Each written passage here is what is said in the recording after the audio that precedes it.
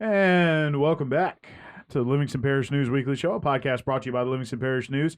My name is McHugh David, publisher and editor of the news, and this is from the cheap seats. This is where I sit down with this gentleman, and we talk about what's going on in Livingston Parish athletics. Bit of a slow period at the moment, but that's only because all the Livingston Parish teams are playing together in basketball. Soccer's kind of gotten going, but all of our fall sports have wrapped. So, before we get into it, going to let you introduce yourself real quick, and then we're going to talk Parish Tournament. Hey, this is Rob DeArmond, sports editor with the Livingston Parish News. And as I said, we're going to talk Parish Tournament, being hosted by Dole this year. We talked about the seedings and the pairings last week. Now we've already gotten into action. We're recording this on Wednesday, December 7th. Walk us through some of what's happened so far. So we'll start on Monday. I guess I'll start with the girls bracket here. First round game on Monday night, Doyle defeated Marpaw to move on. Doyle's going to be playing Walker at 6 o'clock Wednesday. That would be the seeding. We're recording this Wednesday. Today at 3 o'clock, you've got Holden, the number 4 seed, and French Settlement, number 5 seed. Kind of interested to see that matchup, just to see how these two teams kind of match up with each other and see what's going on. Saw French Settlement on Friday against Marpaw. So they've got it's a strange thing. You could call them a young team, but they're also a veteran team, if that makes sense. Sure. And with Holden, they've got some seniors there. And the last time I saw them early in the Dole Tournament, and they kind of struggled that day. So I'm, kind of want to maybe chalk that up to maybe having just a bad day, and kind of see how they bounce back from that.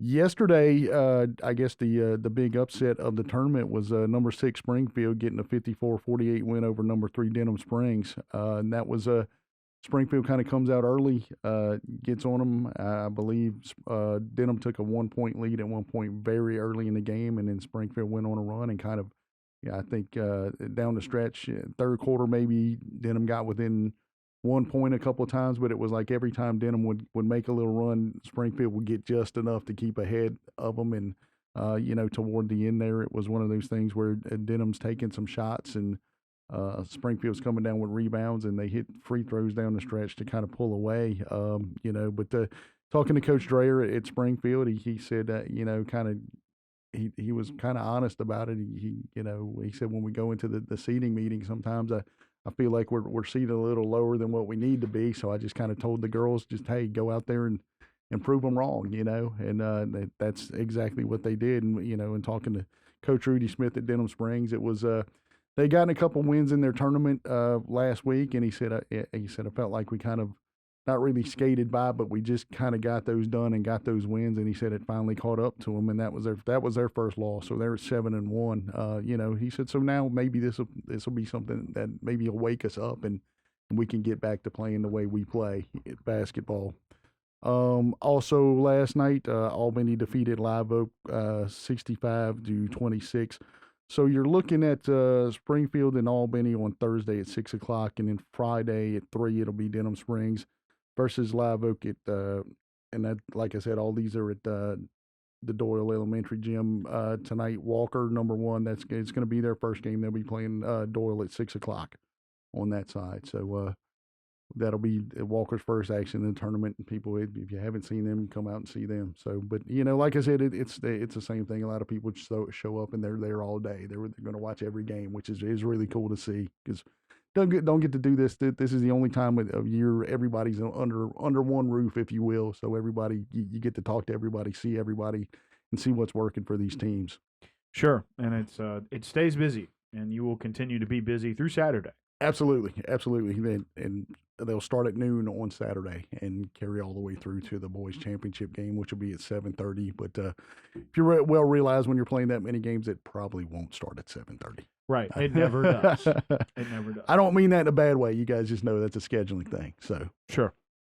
So going to be a short one today. We just talked about the Parish Tournament, and now we're going to move over to what's up. This is the boys' side. We talked about the girls' side over there. This is the boys' side. We'll start with the Monday game. The 8 and 9 seed Albany was the 8. Marpaw is the 9. Albany won that one 60-36. So Marpaw will move over, and they will play the loser of the Live Oak Holden game, which is today at 4:30. Albany moves over, and they will play number 1 seed Walker tonight at 7:30, and this is Wednesday night, like I said. Yesterday, Denham Springs kind of goes on a run there in overtime. They beat Doyle 64-56. Really, the first 2 games yesterday were really good ones. Just Doyle's dealing with some injuries. They had their top player, Peyton Jones, getting some foul trouble, had to deal with that. I think the last foul, he actually fouled out. So, and then they go into overtime, and Denham just capitalized on some turnovers, got some turnovers real quick, and kind of pulled away. In talking to Coach Kennedy, Daniel Kennedy at Doyle, it was one of those things. He said, Peyton got into some foul trouble. They got an injury too, as well, to another one of their starters. And it's one of those deals where he said for us to hang with Denham like we did, it kind of shows us we're doing pretty good. It's just some little things that we need to take care of to be maybe a little smarter with what we're doing and take care of some things like that. And then, and talking to Coach Caballero at Denham after that, he said, I knew, Coach Kennedy would have his guys ready to play, but what we're trying to stress to our guys is that, hey, when you go on the road, it's not easy to win. He said we did well in the tournament in New Orleans, kind of a neutral site, but we're literally playing. They call it the Parish Tournament, but we're at Doyle. They've got the crowd, they've got the student section making all kinds of noise, so we have to kind of work our way around that and figure out how to win. And he said we're a young team, and that's what we're trying to do right now, and that's a big one for them. Other game last night, number 2 French Settlement beats Springfield 76-48. So you'll look at that, and Springfield and Doyle will wind up playing each other Friday at 4:30, and then Thursday at 7:30. Denham Springs and French Settlement will square off. So that'll kind of catch us up on what's going on there at Doyle this week. Okay, so this action runs through Saturday. So please be on the lookout for that. Of course, follow Rob on Twitter. Pivoting to another winter sport, Denham boys soccer having a start that's a bit unexpected, but not unwelcome. So tell us a little bit about that. It's one of those things. I'm hanging out Saturday trying to catch up on some basketball, and I see the social media post on Facebook and things like that. With the Denham wound up going 3-0 in the Copa Acadiana tournament in Lafayette. They wind up, I think Catholic High went 3-0 as well. Coach Hilliard told me that they both go 3-0, but Catholic wins it on a point differential. And he said, my kids are like, hey, Coach, are you upset that we didn't win it? He goes, we're winning matches. That's all I'm worried about. We go one at a time and take care of it. It's one of those things.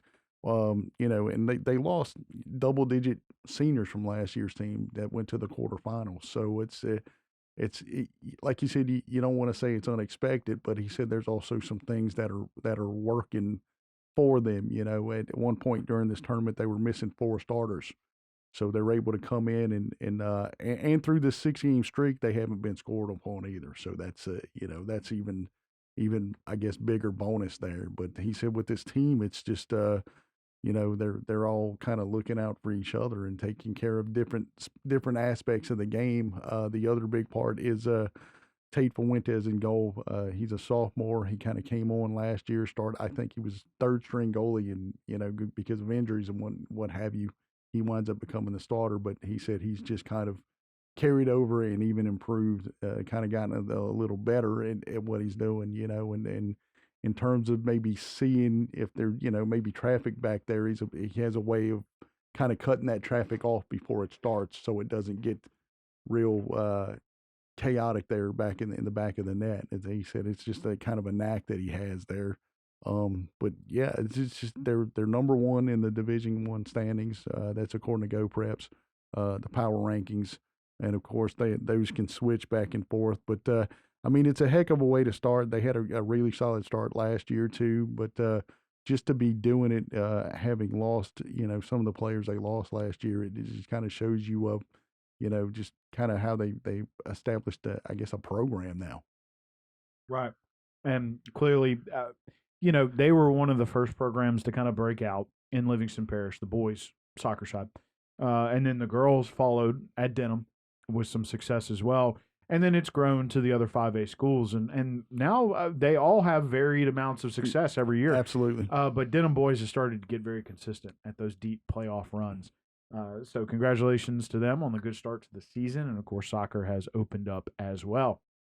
Well, sir, if you'll introduce yourself real quick, because I know you got to get to Doyle for that thing we just talked about. Yes, we got to do that. So, this is Rob DeArmond, sports editor with Livingston Parish News. Thank y'all for listening. And my name is McHugh David, publisher and editor of the news. This is From the Cheap Seats. It's where I sit down with Rob and we talk about what's going on in Livingston Parish athletics. Please remember the news is on.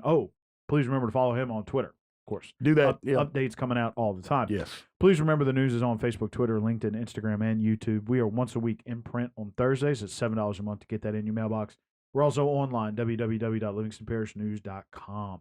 We appreciate you joining us, and we'll see you next time.